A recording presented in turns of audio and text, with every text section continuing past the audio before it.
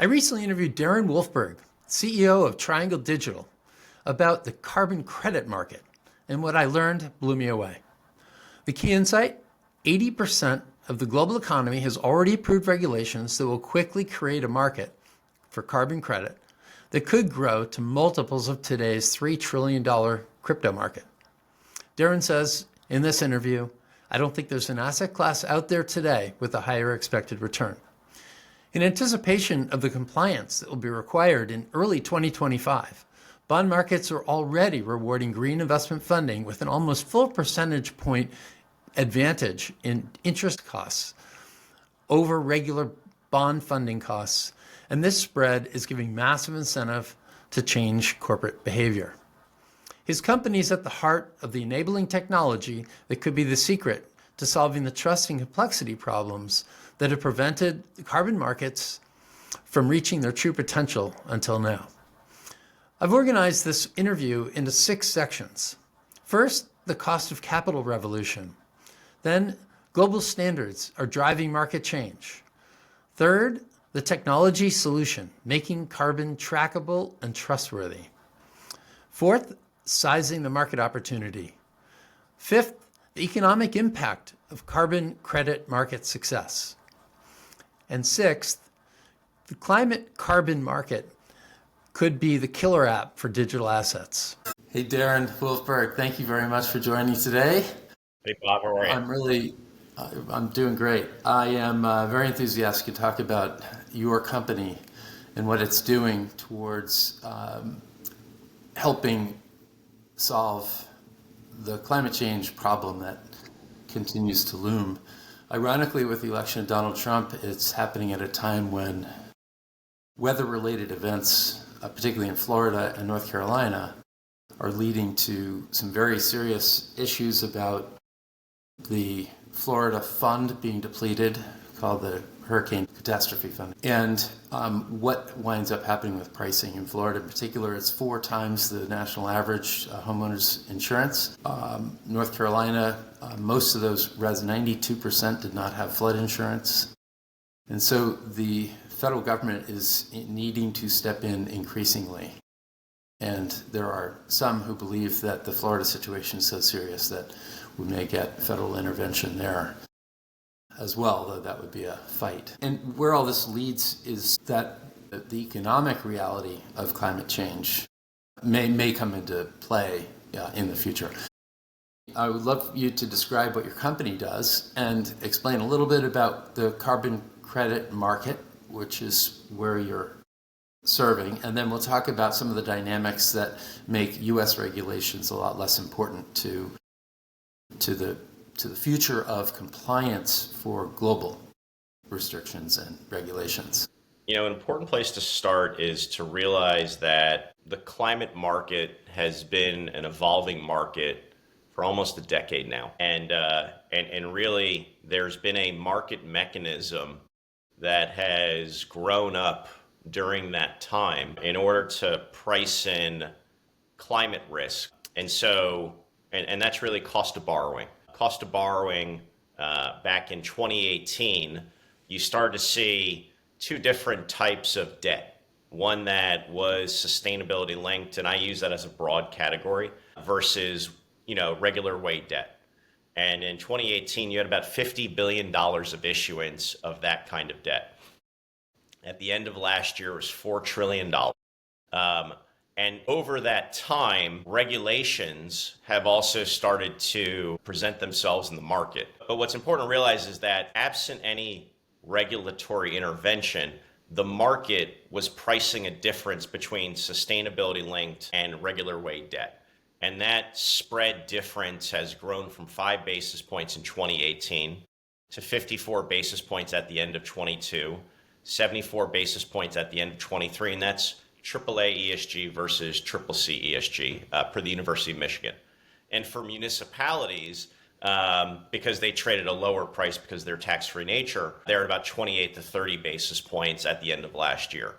And so I find that interesting because, coming from institutional finance, the term is one of the first terms they teach at Morgan Stanley: rising tide lifts all ships, and the reverse the other way. And so what we're seeing is demand for these types of assets because the asset managers see an existential risk to their business. And what is that existential risk? That existential risk is climate change and sea level rise. 40% of all people live on coastlines. If you took just the home value, not the commercial value, if you just took the home value, you took a snapshot of the top 25 cities in the US on coastlines versus the top 25 cities not on coastlines, you would have $20 trillion of exposure on coastlines versus $5 trillion of exposure not on coastlines. And so that speaks to where is the money and where do you not want to see losses? You don't want to see losses on 80% of your portfolio. Not to say that those other assets shouldn't appreciate in price and maybe there's some normalization, but either way, you don't want to lose 80% of your value. And so this is really the story that people don't see every day in the headlines. In this section, global standards are driving market change. Darren points out that today 80% of global GDP has carbon reporting requirements. And crucially, everyone is using the same reporting methodology, similar to how accounting became standardized after Sarbanes-Oxley was passed in 2002. The key insight is that asset managers must comply with the rules of any jurisdiction where they raise money.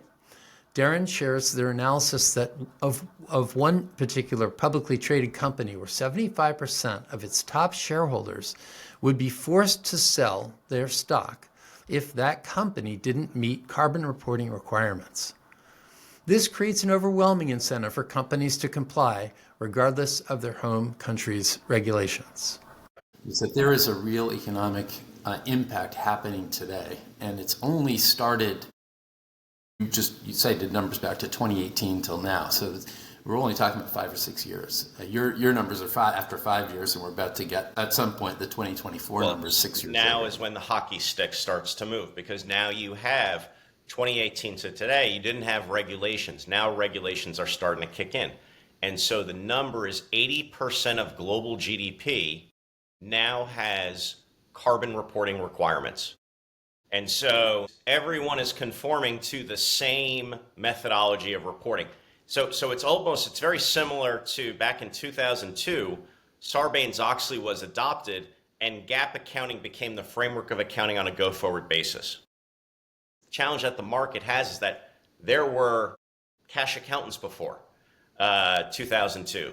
Carbon accounting is a somewhat new concept, but once you get your hands around it, it's still math. And so your auditors will operate in the same capacity, verifying and certifying your numbers. But 80% of global GDP, what ends up happening, and this goes back to the asset flows today, $4 trillion. By the end of next year per PwC, $34 trillion. By 2030, $160 trillion. And so this is the largest asset move we will ever see in our lifetime. And again, going back to rising tide lifts all ships, the largest tide you'll ever see. PwC? PricewaterhouseCoopers. Just wanted to make sure everybody knew that. This show is being brought to you by our sponsor, Trueflation. Professional investors and economists, and probably any casual observers, know that government inflation statistics are only an approximation of what real inflation is. Not only that, but the government has a conflict of interest because high inflation can be so damaging to the economy, the deficit, and our $34 trillion in debt. Trueflation collects over 13 million pricing data points. Most are updated daily to reveal inflation with precision for asset managers, governments, companies, and the general public. Check them out at trueflation.com. And then would you mind explaining what this, you were talking about two different spreads in the bond market, one sustainable and one not. Would you mind defining those two categories? Yeah, so you basically have your regular way corporate debt, okay? And so that was one bucket. The other bucket would be sustainability link, green bonds, and so, use of proceeds bonds for improvement of infrastructure related to solar, wind, battery, EV, geothermal, all of those all the lending that goes into those types of assets. There's also new classes of assets. They're essentially residential efficiency, energy efficiency loans and commercial energy efficiency loans. And so you get discounted borrowing costs from the market for that activity. And as you know, lots of loans end up in bonds, like mortgage-backed securities, same thing for these asset-backed securities. And so what I find really interesting at this inflection point, and it really is an inflection point, because I come back to asset managers and the flow of money. And so asset managers manage money from all over the world. And if they want to continue to manage that money, they need to comply with the regulations from the jurisdictions that they receive that money from. Otherwise, they can't manage that money anymore. And MiFID II was a great example of that. And so the same thing is happening today in carbon, where people are complying now to, it's not just the EU, it's 80% of global GDP, so it's not a small number. And so what it means is that if I'm an asset manager, I need to comply. And I believe that they will comply because asset managers, I believe, are the consummate capitalists, meaning that the more money they manage, the more money they make, assuming, performance is equal. Now, if you're an asset manager and let's just say the top 200 asset managers in the world, and you have them on your cap table, or you're borrowing money from them on a bond or a loan, now you need to comply as well. Otherwise, you may not get their money in the future, or they may sell your stock. And so 78.7% of the top 200, per research with the University of Michigan, has these compliance reporting requirements. And so if you look at, we did an analysis for a client of ours, looked at their top 10 shareholders. 75% would liquidate if they didn't comply. And imagine what that does to a share price if 75% of your top 10 holders are like, sorry, I can't hold you anymore. Imagine what that does to those that are compliant versus those that are not compliant, and just the flow of money. And so what is interesting is you have the institutional finance capital flows that are playing out, but then you also have these other kind of region-specific regulations, and a lot of them are starting in the EU. And so there's two that I do want to cite. One is if you're doing over $40 million of sales into Europe, and globally you do over 150 million of sales, you need to deliver this compliance reporting, which is, and I'll tell you what the compliance is in a second, which means that for all those US companies, and I'm thinking like Ford and GM and Chipotle and Starbucks and Kellogg, JCI, it's probably everyone in the S&P 500 fits into that bucket. And so every one of those companies, now I'm going to get into what the compliance is, because this is where the technology aspect comes into play. So the compliance is based on the greenhouse gas protocol. But what it says is, as an organization, you have something called scopes 1 and 2, anything in the walls of your organization. Your buildings, your vehicles, your employees, and any utilities you consume, electricity, natural gas, steam, etc. And so that's your scope 1 and 2. Your scope 3 is anything upstream from you, anything downstream from you. And every enterprise has a different definition of that.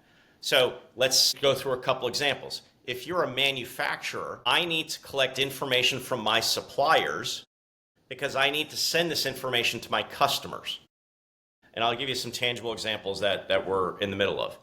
If you're a bank, every dollar that I lend, I now need to know the footprint of that dollar because I have asset managers that are investing in me and they need this information for their reporting. In this section, the technology solution, making carbon trackable and trustworthy. Darren explains how his company's technology solves one of the biggest challenges in carbon markets, tracking and verifying emissions across complex supply chains. Companies must now track their direct emissions, their utility usage, and most challengingly, their entire supply chain's carbon footprint. His company's solution, called Constellation, uses digital IDs that work like stock symbols to track carbon data. But the real breakthrough is how it enables automatic, real-time verification between all parties, suppliers, companies, customers, and investors. No more manual spreadsheets or questioning if the data is reliable. And so this is the technology challenge. And this goes back to Web 1, Web 2, Web 3, and blockchain. And so Web 1 to Web 2, we went from the PC to the internet. Web 2 to Web 3, we're going to distributed systems. And so in this scenario, let's take BlackRock, let's take JP Morgan. What are they not going to do? They're not going to have someone sit in a room, take all the reports for all the companies that they invest in, and plug that data into a spreadsheet or into a database. JP Morgan, they're not going to go through all their loans, millions of them, and have someone sit in a room and plug in their information. They're also not going to write an API to every one of those entities in order to get that information. And so what we've built, and it's called Constellation, is a Web3 decentralized network using digital IDs, where each digital ID, much like a stock symbol, gives you the high, the low, the last price, the volume of that, gives you a market data feed of information. Our digital IDs act like a stock symbol with the string of compliance reporting. And those digital IDs are sent to a destination, much like I send you an email to your email address. And so we send that digital ID to a destination location, and other parties can send their digital ID to a destination location. And suddenly that mailbox, that portfolio of digital IDs can now run the math across all of their rows simultaneously. And as each digital ID updates, their portfolio updates. And so we're taking concepts from market data of institutional finance, program trading of different lines in a program, and applying it to this industry in order to meet this compliance need seamlessly, efficiently, all with cost of borrowing benefits, sales price benefits, etc. Real-time consensus between all the different stakeholders upstream and downstream. Go ahead and explain where the blockchain comes in. Well, I think the first thing to kind of clarify is, and this ties back into carbon credits now. So now that a corporation knows its carbon footprint, because they've now been able to run the math, you now know how much carbon did that corporation produce. Then you have your second input, which is your carbon offsets, your carbon credits, your risk management tool to ultimately lead to your net carbon. And your net carbon is what your borrowing costs are based on. And so if my carbon footprint is here, and let's say I want to be net zero by 2050, I have 25 years to get my slope down.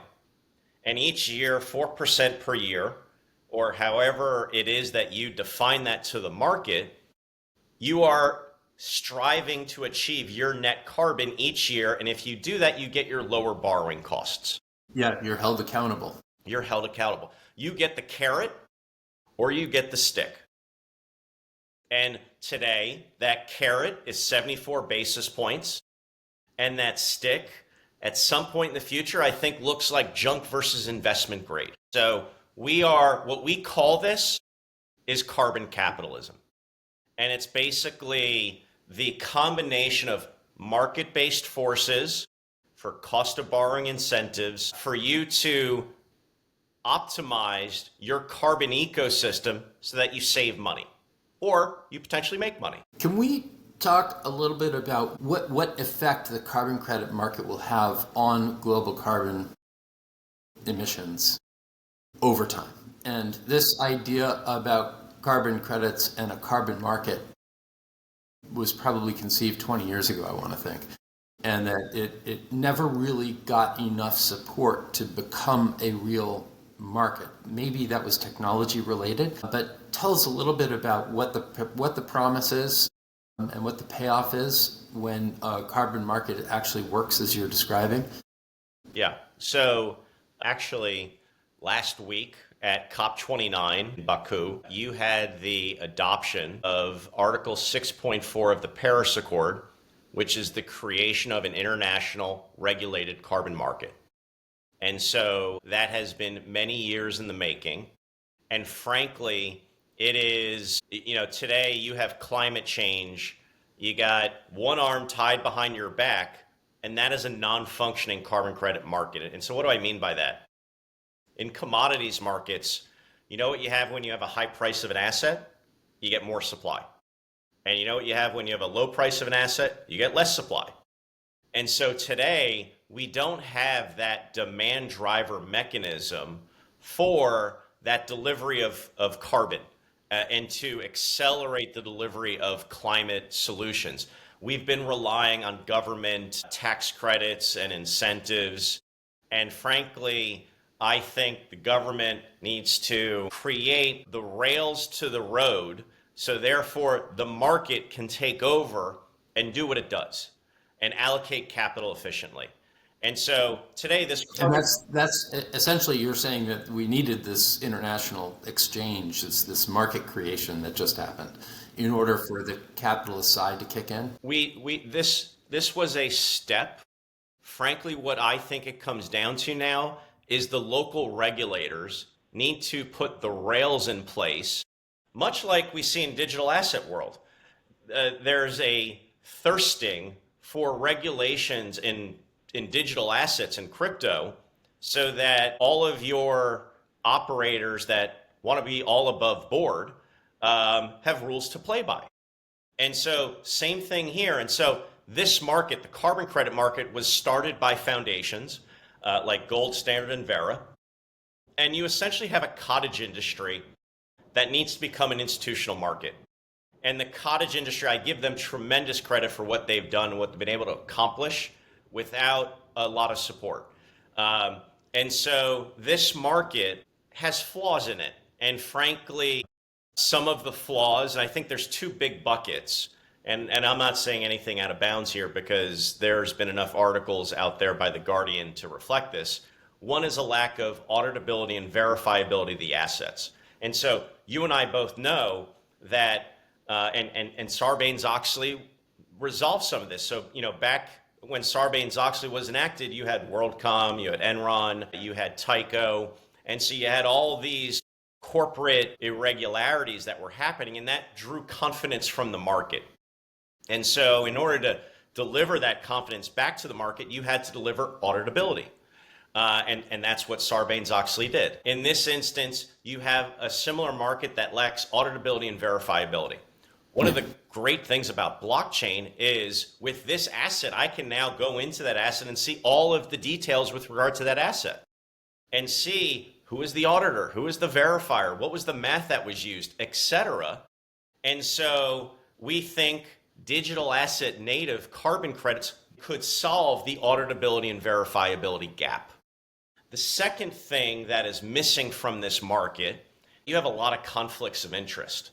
And so if you look at some of the leading registries, they are creating and approving the methodologies. They are the registry of the asset, and then they're also the custodian of the asset. If you were to look at that blindly, you would think that may be like FTX, where FTX was the exchange, the custodian, as well as the prop firm. And so these registries, they're not doing a couple things. One, they're not doing AML KYC. So there's potentially a tremendous money laundering risk for this industry. That needs to get buttoned up. The second thing is that these registries, they're not qualified custodians. And so because they're not qualified custodians, these assets can't be used as collateral. They can't be used for lending. They can't be used for structured products.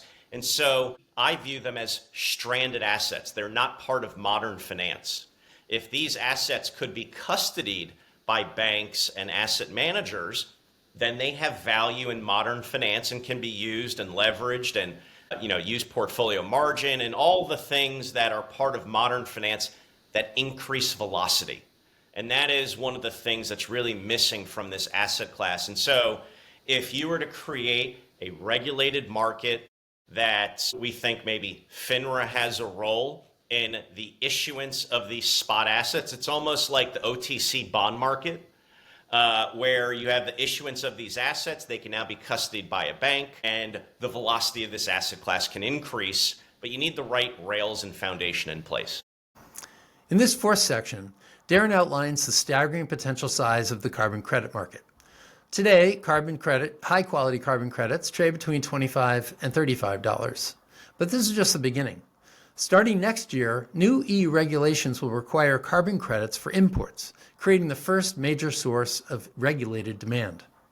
Even using conservative estimates, this could create a $3 to $10 trillion market before adding any leverage or lending.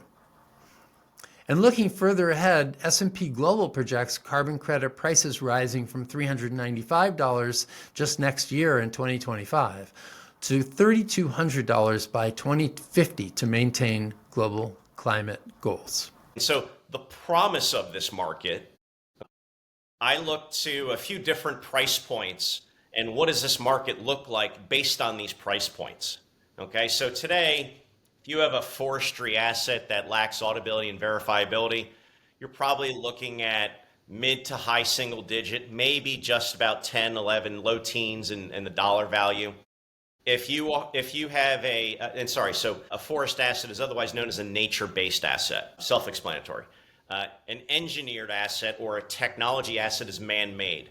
And so we have some man-made assets that are in the mid $20 range, and they move up from there. You have direct air capture, those are hundreds of dollars. And so what's interesting about this market is you could have two assets that are the same thing, but they have different co-benefits and they trade at different prices. So it's almost like a stock in a sector, two companies that do the same thing, but they just trade at different prices because one has different margin. So when I think about the prices of this market, I think about now one of the new regulations in the EU called CBAM, Carbon Border Adjustment Mechanism. And this is, to explain real quick, let's say you have a ton of steel that's produced in upstate New York with hydro, and you have a ton of steel produced in China using coal. Both of those tons are exported to Europe. Before the Chinese steel can go through customs, they have to purchase carbon credits in order to neutralize their carbon impact so that the US steel price, the European steel price, and the Chinese steel price can all be on an apples to apples to apples comparison from a carbon standpoint. And so that kicks in middle of next year. You have to have your carbon credits on your books by the end of the first quarter. And so that is one of the first big demand drivers for carbon credits from a regulated market. And so when you look at that market, it's either you're going to buy carbon credits or you're going to pay the tax at EU, which is the cap and trade tax, which trades at about 70 euros. And so at that price point, you're looking, and based on 37 gigatons of carbon that was produced last year, you have the potential of about a $3 trillion market. That's before you add securities lending, speculation, and leverage. In New York City, there's a law called Local Law 97. And basically, every building starting at 25,000 square feet and then going down to 5,000 square feet, and there's a lot of them, you have to have a trajectory to net zero. Every year, if you're a ton above, it's a $268 fine. And so if you're at $3 trillion at 70 euros, you're at $10 trillion if you're at Local Law 97 prices. And then the other ones, the other price points that are out there, which I think are reputable, if you look at S&P Global, in order to maintain 1.5 degrees, which is the Paris Accord, they have price targets for 2025, 2030, 2040, 2050. 2025 price targets $395, going to $900 in 2030, $2,000 2040, $3,200 2050. And so now you're looking at tens of trillions of dollars of market from carbon credits. The importance of that is that those who are creating carbon credits to offset the carbon emissions are making so much money that there's incentive for them to continue to cut their emissions and generate carbon credits at the same time that the carbon emitters are massively incentivized to lower that as well, because it gets more and more expensive for them to offset any carbon emissions that they're creating. So this is the interesting thing, and I think this is what the environmentalists don't realize, is that You want as high a price as possible for carbon credits because you're going to get demand response and infrastructure. The CFOs of large public companies, they have something that are called SBTI targets, science-based targets initiatives. And so they're kind of the good housekeeping seal of approval. And they say, they work with organizations. They say, all right, by 2030, I want to be 40% of net zero. By 2035, I want my scope 1 and 2 to be zero. And then 2035 to 2050, I'll work on my scope 3. And so, and by the way, call it 70 to 80% of organizations' emissions are in scope 3. And so what you see here is that today, the environmentalists want you to fix your infrastructure. But the problem is that you don't have a functioning carbon credit market, and so there's no incentive for them to do that because there's no price point, there's no risk management tool that they have to buy that's so expensive that it makes sense for them to fix their infrastructure because it's more cost effective to fix my infrastructure than to buy this asset. And so if you had a functioning market, then you can find a clearing price for these assets because when someone bought one of these assets, they know that it represented what it is that you were buying, not something fictitious. And so in that context, we see significant demand drivers because we do see these regulations and this market taking root correctly, where carbon credits today that are $10 to $15, mid-20s, they're going to be $100. They're going to be $250. Because if you have to pay a tax that's here, you're not going to sell it down here. You're going to sell it like right here. There is an efficient frontier on where there's trades. And actually, the tax credit market from the IRA tells you what is that discount. And it's not such a low discount. It's a CFO who in the old days would look at the cost of putting scrubbers on their smokestacks as a cost, 100% cost, that is reducing my profits. But once the market develops, when you put a scrubber in, you can actually quantify exactly how much money you're saving on your bond issuance, Yes. how much money you're saving on the cost of your capital. Yes. It's very Yes. straightforward. And Yes. not to mention the direct cost of not having to buy the carbon credit offset. That's right. Without the scrubbers. That's right. Is that right? When you said that the market currently trades around $25, was it? It depends on the asset, but I think your higher quality credits are between $25 and $35.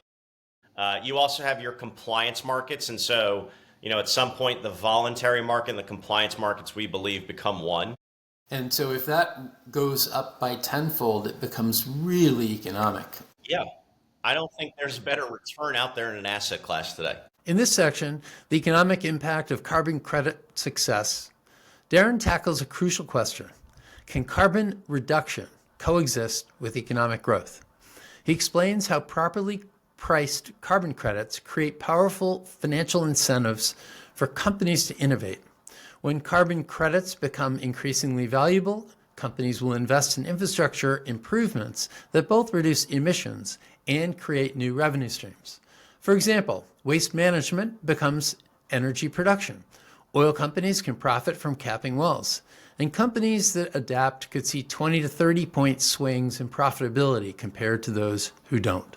So, and I assume that there are no real studies that would talk about economic impact on if carbon were to be reduced from 37 to 20, what that does to GDP and energy consumption or energy production. Are there? Well, actually, electricity consumption would go up.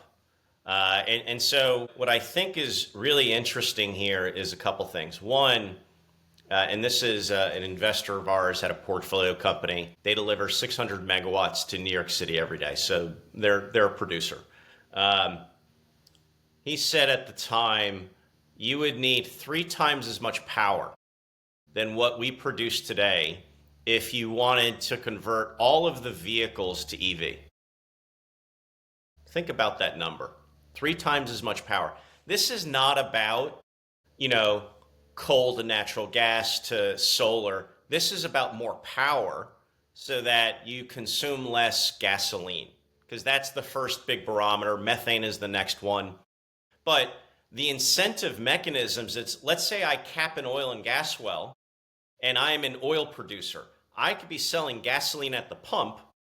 I could incentivize my consumer to say, all right, do you want to make that a net zero purchase? And so that producer can now sell some of their carbon credits from their capped oil and gas wells as part of that purchase. And so now that oil producer is making money on both sides. They're making the net break even of the oil that they're selling, the gasoline that they're selling, as well as the emission that they're capping. And so now I actually think that you're creating more economic activity. And the same thing I would say, when we went from horse and buggy to car, GDP didn't go down, it just moves. And so again, I think you have movements of innovation to how are you going to have lower borrowing costs, better prices on your goods. And if you're not compliant, you're going to have lower sales prices, higher borrowing costs. And I think you're looking at potentially a 20 to 30 point swing in profitability for not being compliant. But I guess that the potential for this is that energy production can continue to rise with falling carbon.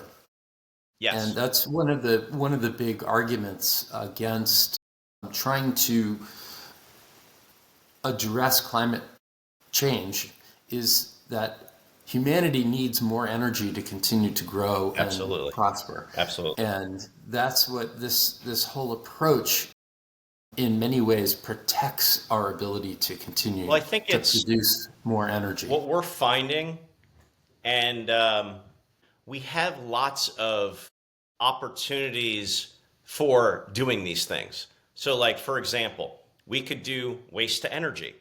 Take municipal waste sludge, take tires, put it in a digester, and produce energy from that. We could take manure that currently you have manure runoff that's going into lakes, creating algae plumes, killing biodiversity.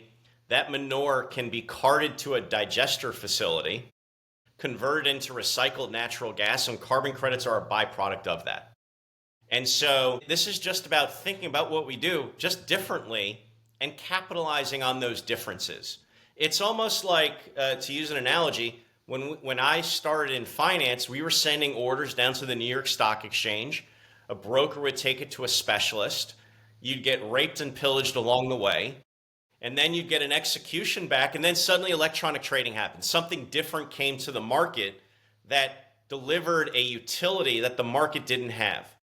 And in the span of 3 years, we went from electronic trading to high frequency trading and then to big data. And so I think what I find really inspiring about this moment in time in finance is that we have great innovation that's going on in all different parts of the economy, in waste to energy, in nuclear and fission, in new materials, in recycling, and using that recycled waste as a feedstock for energy. And so if we're to get this engine alongside the finance engine going simultaneously, I think it's tremendous future. And how much farther do we have to go until the markets are using your technology or the technology that's like yours to improve that verification function in the registry and to separate out custodial responsibilities so that we can actually get a vibrant market running? How does this evolve? So we're seeing that these climate solution companies that are creating carbon credits as a byproduct of their activity, they're not waiting for the regulations. They're already going to entities like ours to future-proof their operations. And so we have a tremendous pipeline of supply, over 100 million tons in our pipeline right now of either one-time or recurring supply. And now it's about finding those stakeholders on the other side. Asset managers are starting to see carbon credits as an asset class. And so we're in these early days. It reminds me of when asset managers started to think about Bitcoin as an asset class. And so we're at really that early inflection point where now regulations are all in place. And over the next 2 years, I think it's going to be a tremendous inflection point in the market. In this final section, Darren explains why carbon markets could be the breakthrough use for blockchain technology. Today, 99% of carbon credits are traded on legacy exchanges that lack modern financial market infrastructure. These credits are essentially stranded assets that can't be used as collateral or integrated into the broader financial system. His company's patents for linking IoT sensors to blockchain could transform this, making carbon credits fully auditable and verifiable, something traditional systems have failed to achieve. This could finally give institutional investors the confidence to fully embrace digital assets. And right now, what percent of the market is using the legacy exchanges that have custody and That have stranded custody assets? Yeah. 99% of the market. Okay. Are there other companies like yours? Yes, there are other companies like ours that are coming to the market. I don't know if everyone has necessarily connected the dots between the carbon credit market, the lending market, the bond market, but it is a very important economic driver behind the demand of carbon credits. Well, it sounds like it. And their registry, how much of that is monitoring the emissions as they happen the way your company will allow companies to do? So what we actually just received patents this month that link smart meters and IoT sensors to blockchain for the purpose of financial instruments. And so when you think about that, that's loans and bonds and carbon credits and RECs, renewable energy credits. And so a significant part of the market today is not digital asset native. And we believe that this asset class should be digital asset native because now you can always link back to the auditability and verifiability of the asset. I believe that the institutional adoption of digital assets is going to be through climate. If we get regulatory clarity on the Ethereum type blockchains, on what is securities and what is not, if we get that regulatory clarity, is this a boon to your business? Markets operate and thrive on certainty. And so if there was regulatory clarity, it would, I think, eliminate many of the concerns, fears, obstacles that create a non-confident market. And so having a confident market is something that every regulator should strive for. And I feel like, you had kind of referenced it. I think over the last 4 years, they didn't realize that market infrastructure and clarity on market infrastructure was needed as much as protections for retail. And so if they were to deliver that, and I just feel like there are interests that just don't like finance. They don't like capitalism. They think it's a bad word, but capitalism is much better than socialism and communism. And so until there's a fourth rail, I think, why fight that? Let's talk a little bit about the differences between the legacy registry system and the advantages of a blockchain-based registry system. Yeah. It's transparency, auditability, verifiability, transparency are the three tenets of a confident market. You have a market today that's not confident, lacks structure, stranded assets. And so quite simply, having a digital asset market that you get those attributes inherently as part of the asset makes it a better asset and makes it a more confident asset, which ultimately fetches a higher price. Does this come down to a buyer of a carbon credit being able to go to a blockchain source, look at the history of the asset, and know that that is valid? And that when you go to the registries, the current registries, all you see is a recording in, as a metaphor, an Excel spreadsheet. And you can't actually be positive that that is true. Well, I think the biggest thing that I see is that the current registries, you have to do a lot of digging in order to find the various pieces of information that you're seeking. And the other thing is that, again, because these assets are not treated as regulated financial instruments, they're not built into modern finance, and all of the settlement mechanisms, the lending mechanisms, the leverage mechanisms that are the oil in the engine, and allow the free movement of money and allow for the reduction in transaction costs for the management, the execution, and the purchase of those assets.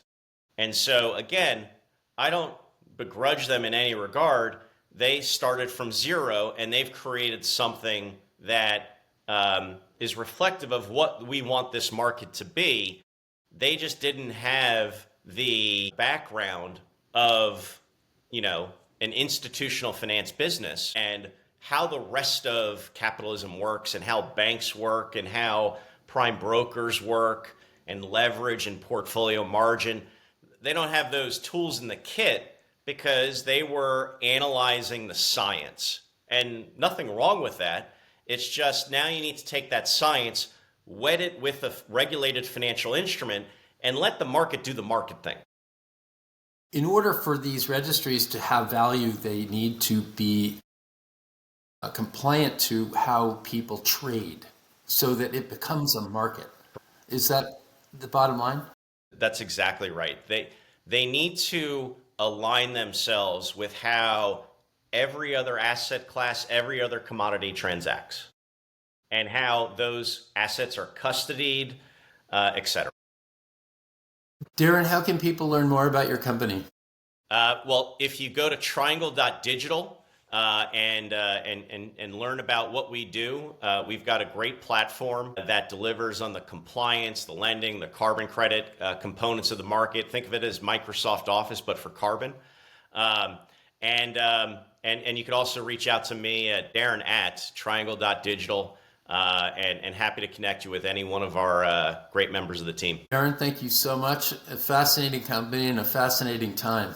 Thank you, Bob. Great to be here. Thanks for having us, and have a great holiday.